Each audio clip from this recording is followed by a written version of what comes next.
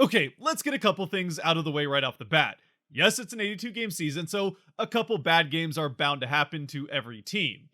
Yes, the Kraken's success this season has been a huge surprise to everyone, which does give us a bit of a feeling of the team playing with house money, especially considering that while the present is bright, the future looks even brighter. Notably because probably the best player on the team is currently 20 years old. And finally, yes, it's true that it's just one game, and the Kraken would have to continue to, well, have a pretty bad end of their season in order to find their way out of the playoffs. But with all that said, what the heck was that? Oh, and believe me, I'd really like to use some stronger language than that, but I try my best to keep things a little bit family friendly here as much as possible. And boy, are we stretching the boundary of what's possible with this one. How bad was it? Well, it was easily one of the worst losses in the history of the franchise, which, yes, I know is less than 2 seasons still at this point, but it's at least top 3, if not possibly top 1. And going off of the poll that I put on Twitter after the game, 41.5% or something as of when I'm recording this say that this was the worst loss in franchise history, closely followed by the one towards the beginning of last season, where the Kraken lost to the 0-10-1 Arizona Coyotes. Now, granted, at that point last season, we still thought the team had a chance of competing for a playoff spot. Had we known where they would finish, maybe that wasn't quite as embarrassing, but still pretty bad. And at least in that game, they did score 2 goals in the first minute, which I guess you could say makes it even worse that they found a way to lose that game. But they found a way to lose this game while competing for not only a playoff spot, but first place in the Pacific Division late in the season, and lost it to a team that's doing their best to get the first overall pick. And not just that, lost to them at home. Well, their home, where they'd only won 5 games so far to this point in the season. And even last year's Kraken team that finished 3rd worst in the NHL had won their 6th home game, which the Sharks do here against the Kraken, on December 3rd. Oh, and if you thought losing on the road to the worst home team in the NHL was bad enough, well, guess what? The Kraken found a way to make it even worse as they got shut out by them 4-0, which our Eagle-Eyed viewers might notice is now the second time the Kraken have lost by that 4-0 score already since the All-Star break. And while that first one was still a pretty bad performance, at least you could make the excuse that they're a little rusty coming back from a week and a half off, and Matty Beniers coming back from 2 weeks off. Plus, you're playing an Islanders team that has already gotten their legs back under them, having played a game, and has the energy of just acquiring Bo Horvat. So, at least there's some excuses for what was still a bad performance there. Meanwhile, in this game, I got nothing. In fact, while the Islanders, like we just mentioned, added a star player in Horvat, the Sharks were missing the one player that played well against the Kraken in the last meeting, in Timo Meier, who scored a hat trick in that game. He was out for this one. So not only are they the worst home team, but they're missing their best player. Or maybe second best player to Erik Karlsson, but either way. Oh yeah, and before I forget, what's cracking, everybody, and welcome back to Kraken R&R, where the Seattle Kraken go full trading places with the San Jose Sharks as they play like the team that's looking for the first overall pick, and the Sharks the one that's actually competing for a playoff spot. But how do we end up at this disaster of a final score, you might ask? Well, it all starts with where the Kraken make the changes in the lineup, a lineup which had won 2 games in a row and played pretty well in a third. Though, to be fair, I say that like it's the 2 players' fault who get switched into the lineup, and honestly, this was a full team effort to completely throw this game away.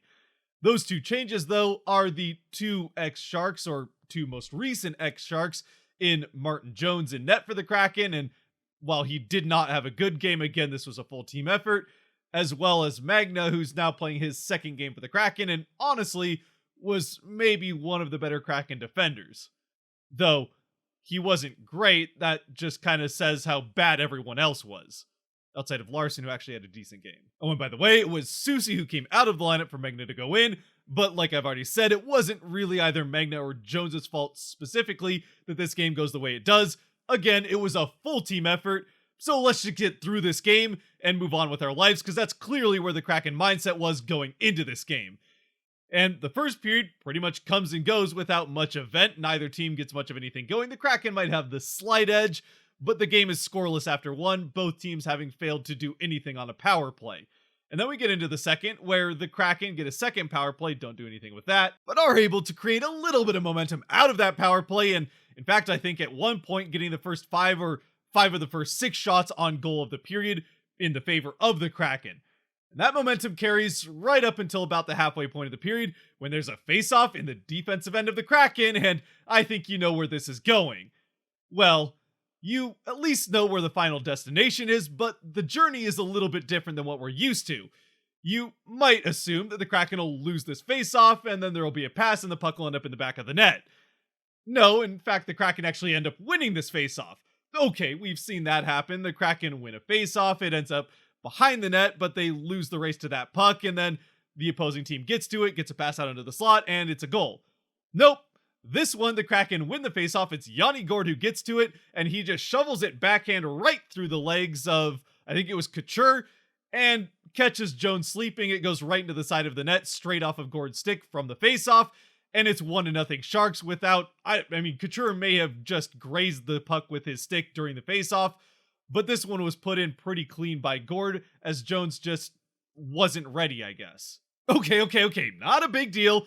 Sure, it's not ideal to give up the first goal of the game, but the Kraken, after having played pretty sloppy and rather lackadaisical in the first period, are now just down 1-0 and have been playing a lot better to this point in the second. But then they go on the penalty kill for the second time that game, and while they do kill it off, right after that penalty kill comes to an end, Vince Dunn turns over the puck in the defensive end, and whoever got that puck skates it up to the net, takes a shot. Jones makes the save, but the rebound comes back out to the same guy. He takes a second shot and chips it over the pad of Jones into his armpit, which it bounces out of and into the back of the net to give the Sharks now the 2-0 lead. Okay, so things are not going particularly well now at this point, down 2 late in the second period. But again, the Sharks are terrible at home and terrible in general, and the Kraken are a good team, even better on the road. In fact, they're the highest scoring road team in the NHL coming into this game. So you'd think that they'll be able to come back. Maybe they can get one here late in the second, and then the third period they'll come out with a vengeance. But no, with 17 seconds left in the second period, once again, the Sharks find a way to get the puck in the back of the net. This time it all starts in the neutral zone, where the Kraken allow a sloppy transition to turn into a good one for the Sharks, and can't get the puck off the boards in their defensive end, and instead it gets to a Sharks player who just skates right up into the slot, fires off a shot, and beats Jones clean once again through that same armpit that the second one went through, and now it's 3-0 Sharks with just seconds left in the second period. And well, sure, the discrepancy of how good the Kraken are on the road that we just talked about and how bad the Sharks are at home might give you the impression that there's still a chance.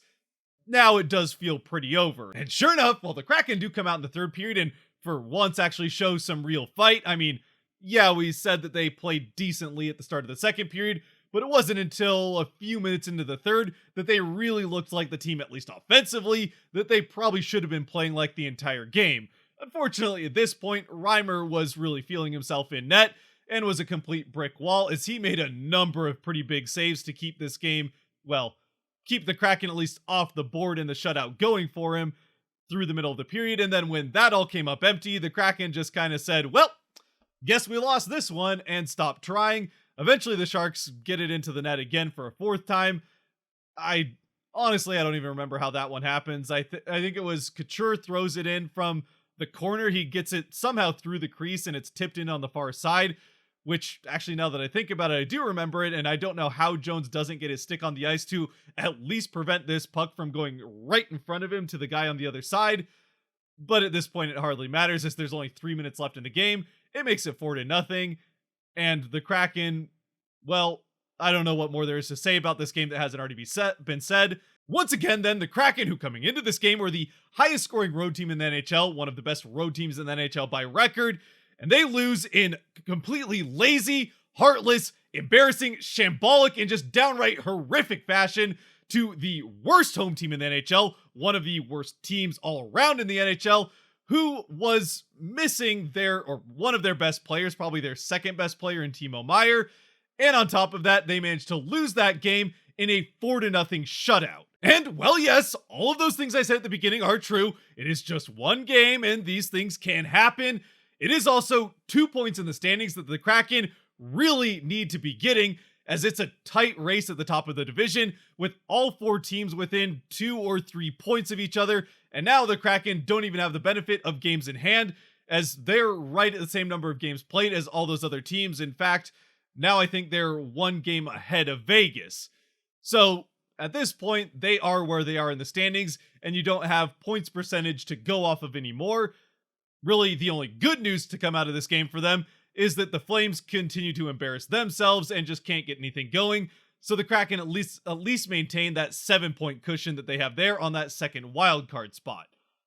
Plus, I guess if you want another silver lining, by allowing the Sharks to win this game and just not showing up, because let's be honest, saying the Kraken played this game is being a bit generous, as they really only played a couple minutes of the third period.